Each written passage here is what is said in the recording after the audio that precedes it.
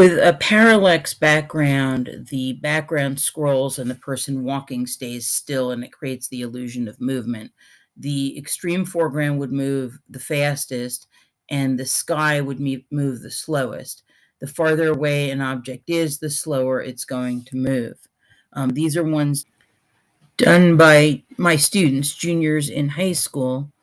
But this next one is far more professional because it was done by a former student of mine, Samantha Uroza, as a freshman in college at the School of Visual Arts.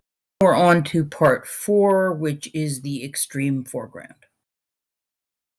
Include anything like grass that you see at the bottom of the page and anything that is extremely close to the viewer, and that will give the entire landscape a real sense of depth.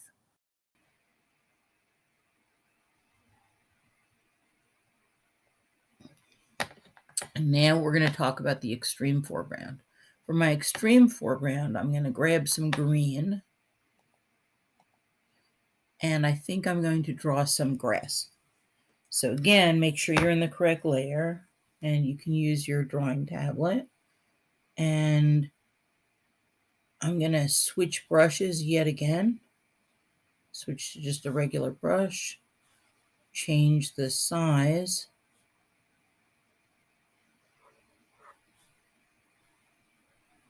Okay, and I'm going to just draw some grass.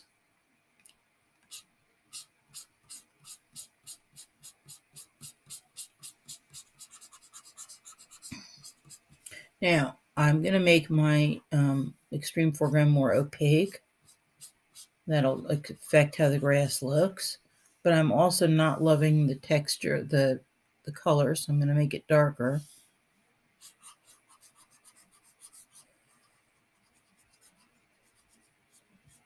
Now, because I have this pressed in, my tablet is pressure sensitive, which means that the harder I press, the fatter the line.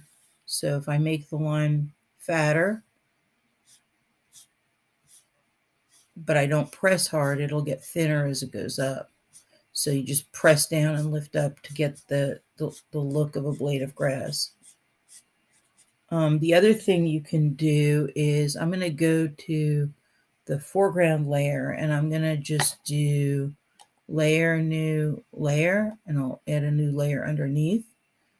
And what I can do is I can use my lasso tool, and I can just kind of draw kind of an extreme foreground here with the lasso tool, and then get an even darker green, and then do edit, fill foreground color.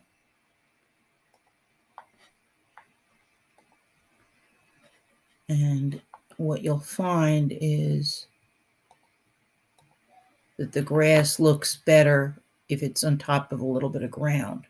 So I'm going to go back to that extreme foreground color, and I'm going to maybe make a lighter green grass and kind of mix it in there.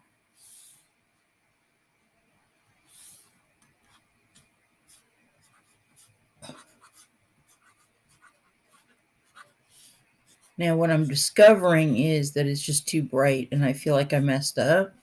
So never fear, because what you can do is image adjustments, and it will only adjust the saturation in that one layer. So I'm going to desaturate that first layer so it's not so bright and distracting.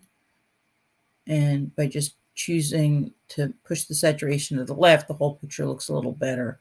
That foreground doesn't look so distracting. So it was just image, adjustments, hue, saturation, and I desaturated the foreground layer. All right, so let me just add like a darker green on top of it.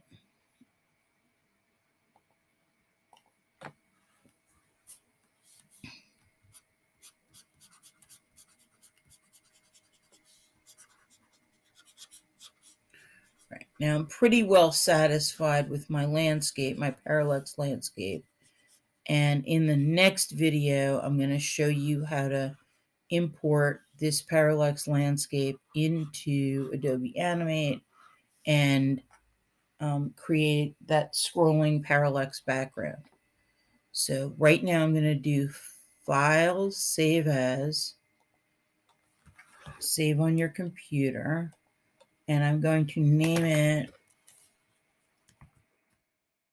Parallax Landscape. Okay, and then in the next video, we'll talk about how, and okay, so it's going to be saved as a layered landscape, and in the next video, which I will do right now, we'll talk about how to bring it into Adobe Animate.